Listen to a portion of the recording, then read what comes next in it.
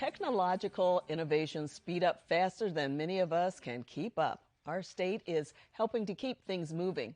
According to the Georgia Department of Economic Development, Georgia is proudly at the forefront of digital health, cybersecurity, fintech, and creative technology. Now, that's great for Georgians in the workforce, but as technology grows, there's a need to create laws that protect Georgians. And joining me are Republican Representative Todd Jones of South Forsyth. He chairs the House Committee on Technology and Infrastructure Innovation, and Democratic Senator Sally Harrell of Atlanta. Her committees include government oversight. And she also co-chaired a Senate study committee on social media, AI, and children over the past few months. And welcome to Lawmakers to both of you. Always glad to have you here. I'm going to start with you, Chairman Jones. Give us a general picture of the types of innovation your committee will look at technology this coming session. Look, Donna, for over a decade, we've been the #1 place to do business. We're now shifting to becoming the most innovative place to do business in the entire country. We're going to take leadership in places like mobility, in terms of air taxis, in terms of autonomous vehicles. We're going to take those folks that have been, in a sense, stuck in their home because of disability, because of old age, and we're going to help them get out vis-a-vis AV. We're going to bring traffic off and into the air. We're going to go ahead and use accretive manufacturing. A lot of people call that 3D printing, to absolutely expand everything that we can print or, in a sense, manufacture here in Georgia and for outside of our state. In other words, we're going to take literally what AI can do, what humanoids can do, and robotics can do, and transform education, healthcare, transportation. Just about everything that a Georgian touches is going to be transformed in the next 5 to 10 years. And you'll need to put guardrails on that.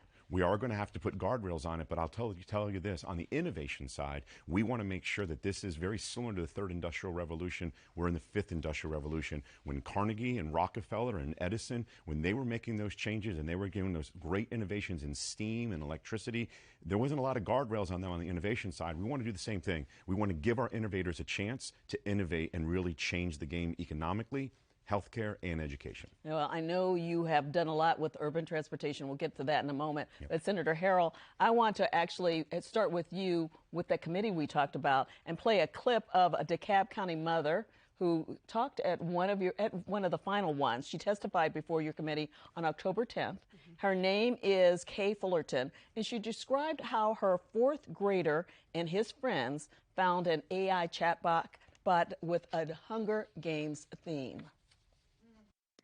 And they started to have a conversation with it because they're kids and curious. And that quickly descended into sexualized content on the school network in fourth grade. And this wasn't blocked because of the nature of the website. Services like ChatGPT have these developer tools that allow developers to access these large language models for fractions of a penny with no oversight on where that content goes after it's produced by the model. Yeah, and Senator Harrell, one of her concerns is parents can't preview what these bots are doing, so there's no way of monitoring any of that. So talk a little bit about that. That's right. This parent came to me during session last year and told me this story, and I immediately tried to find a bill to amend because it was late in the session so that we could fix this issue. Unfortunately, the bill didn't pass, and so that's when I really pushed to have this study committee. This issue is personal for me. My kids were like in middle school when everybody started getting smartphones, and I could see that these programs on these phones were fundamentally changing my children. And I tried to sound the alarm and no one would hear me. And so I've waited 8-10 years to be able to do something about it. Now we have enough millennials who have had kids who are scared about the phone and what it can do to their children, that we have enough collective voices that we can do something about it. Yeah, I want to clarify something. They watched at school, yes, but there's a way they block things. Sure. But they were able to get through? Right, because this is new. These AI companion chatbots are new. And so the companies that help the schools monitor what kids can access, they weren't on top of it. And so this just slipped through. Now, Ms. Fullerton did say that the school responded really, really well and took care of the problem. But this technology, it changes so quickly that schools can't keep up. parents can't keep up. So in the end, our committee made several recommendations that we are turning into legislation now. Okay, we're going to talk about those in a minute. I want to get back to you, so going back and forth. Right. You certainly agree with all of that, and I've heard that there are members of your party who certainly agree that there needs to be something happening when it comes to these chat box and things like that. 100%. Look, we're seeing basically data telling us that upwards of 75% of 15-year-olders in our state consider their AI chatbot their best friend.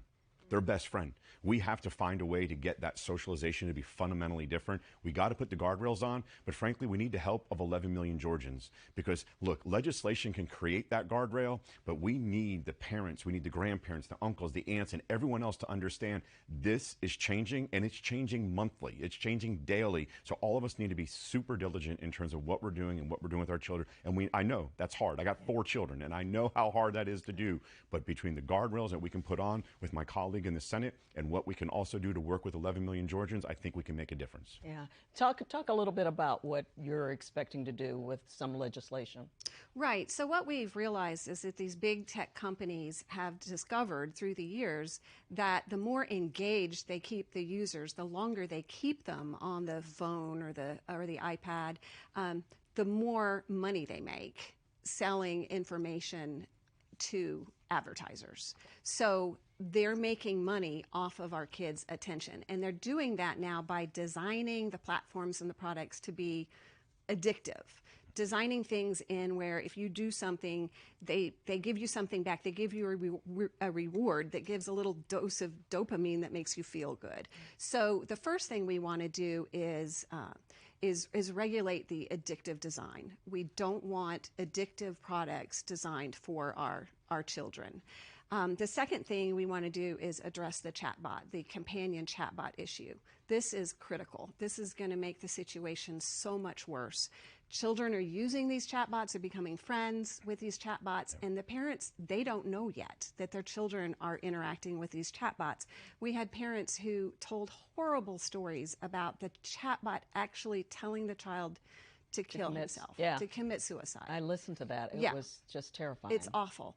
No parent knows what this chatbot is going to say to their child. So to those parents out there, I would tell you, find out if your children are using companion chatbots. If they are, please teach them about the dangers. We want to hold these companies accountable. If a parent bought a doll and the doll said, kill yourself, that company would be liable because they had a product. Just like cars. Cars have to study safety measures before they bring out a new model. We want these companies to be responsible for the products they put out and the harms that they cause in terms of AI chatbots. And then finally, we want to give parents more power. So the parental controls, they're very difficult to use, and parents are frustrated, and the kids find their ways around them. So we're supporting something called the App Store Accountability Act, which when a parent buys a phone for a child, the phone is linked to the parent's phone. If a child tries to download an app, a notification is sent to the parent, and the parent can decide whether to approve the app or not. That's easier than parental controls. And then the very last thing we're doing, last year we passed a law banning cell phones in schools K through 8. Right. I believe we are going to come back and add high schools. And I know that that they're talking about that both in the Senate and certainly in the House. That's going to happen. So that's good. I want to get back to you about something while we still have time. I know that when it comes to the air taxis, something special is going to happen in 2026. And you've been working on this for a long time. For a long time. Knock wood, we're going to get special permission to be able to land an air taxi right in the middle of the Georgia World Congress Center at the kickoff, and I don't mean that as a pun, at the kickoff of the World Cup. And this is literally the world looking at us, billions of people looking at Atlanta, and being able to land an air taxi and simultaneously bringing up an autonomous vehicle, and hopefully having the FIFA head, our governor, our speaker, and our lieutenant governor going into a 3D printed mini house, because we want to show that affordable housing can be done. It can be done in our state, and we can do it through accretive manufacturing. So we're going to go ahead and put all together basically an entire portfolio of innovation for the world to see that Georgia is leading the way. So they're going to start at this Vertiport up in the North Fulton, right? Mm-hmm. The governor and all of these officials are going to go to the Georgia World Congress Center, and then there's going to be this house there. That is our hope, and we're hoping to get the final approvals on that. And any of you who know anyone at the FAA, we'd like to be able to get that from them. Yeah, and for people who don't understand, these taxis are going to go along the interstate, and they'll be able to go to Hartsfield and different things like that. Yeah, look, imagine an idea where you're going to be able to go out to your rideshare app and you're going to have a choice of, do you want to go autonomous, do you want to go driver, or do you want to go in the air? And you're going to be able to go in the air and literally go from, say, the Northern Arc to Fox Theater, the Northern Arc into the airport. You name it, you're going to now have a defined commute time as opposed to guessing what your commute time is going to be based on traffic. And autonomous. So that means and nobody autonomous. will be. Yeah, well, okay.